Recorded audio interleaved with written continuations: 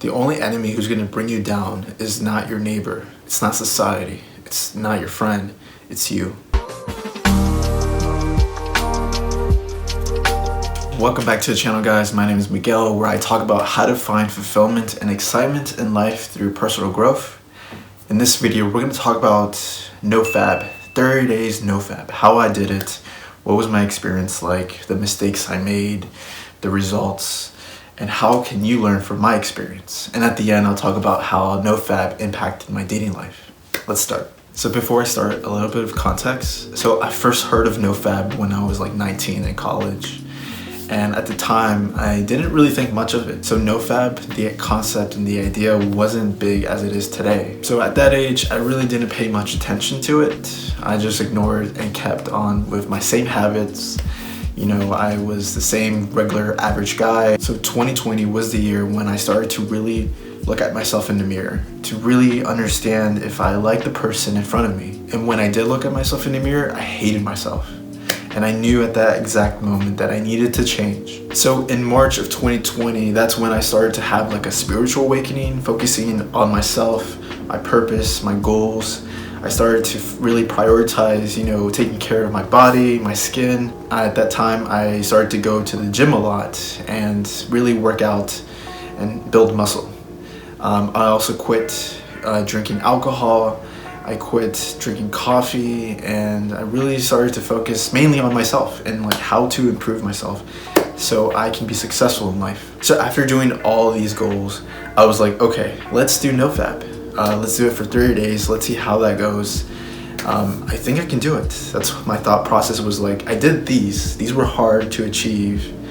I was able to build muscle, quit alcohol, coffee, do more meditation. I can do NoFap. So that's when I decided, okay, let's do it.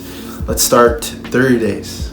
Once 30 days is over, let's do 2 months, then 3 months, etc. So I officially finished doing 30 days NoFap in November, and I feel great. So here are my tips to not relapse, and hopefully these tips help you. So the first tip is to be aware of, situations where you relapse. Why did it happen? What were you doing in that moment that made you relapse?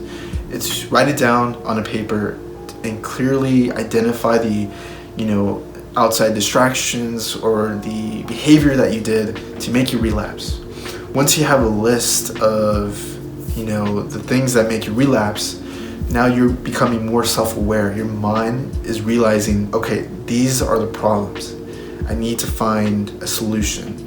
And that's where you'll internally work on that solution. My second tip is to eliminate any outside distractions. If there's any like social media accounts you use that's really making you relapse, it's good to, block it out.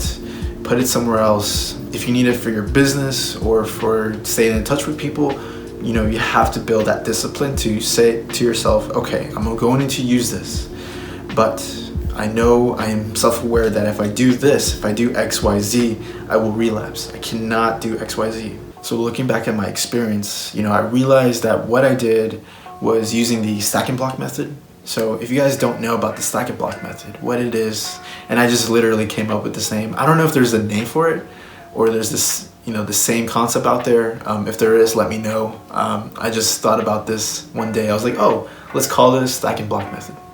So what is the stack and block method? Well, the stack and block method is really simple. It is about creating goals for yourself first, really small goals. So for me, one of my small goals was to do no alcohol for 6 months. Once I did that, I did, okay, let me do no coffee for 6 months. After that, what I did was, okay, let's go to the gym every day, take 1 day rest day. Let's do that as a goal. The next thing was, okay, let's do meditation once per day. As you guys can see, it is building a stack of blocks.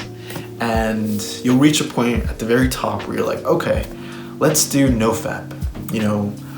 So the NoFap goal will be at the very top, and everything else is at the bottom. Everything that you've accomplished, everything that you've set your mind to is at the bottom.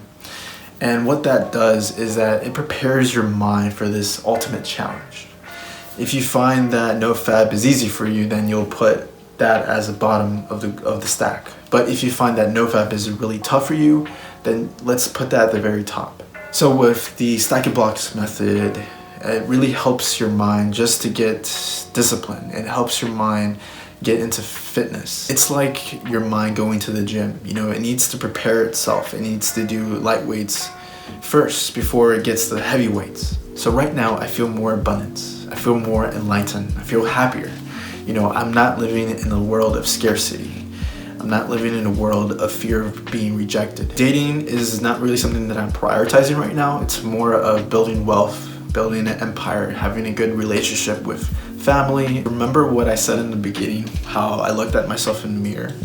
Well, now if I do the same thing, you know, I see someone more happier, I see someone more fulfilled, and that is something that I want to keep on going. Guys, that is the video. If you found this video helpful, leave a comment, give a thumbs up, and subscribe to the channel. I do want to hear from you guys. You know, what are some of your experience so far? What are some of the challenges with NoFap that you're experiencing? Leave them below, and I'll see you guys next time. Bye.